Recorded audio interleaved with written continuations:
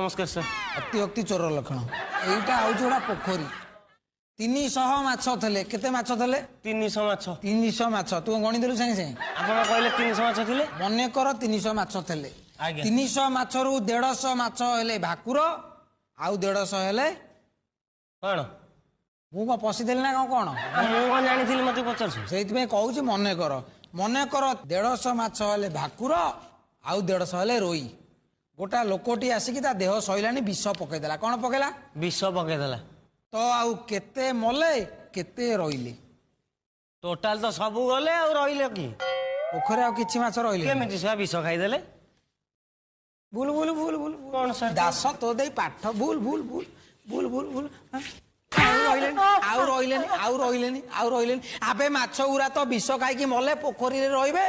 ना एम्बुलेंस रे घर को पळेबे मूर्ख कोउटकार अकाल पुष्पांड।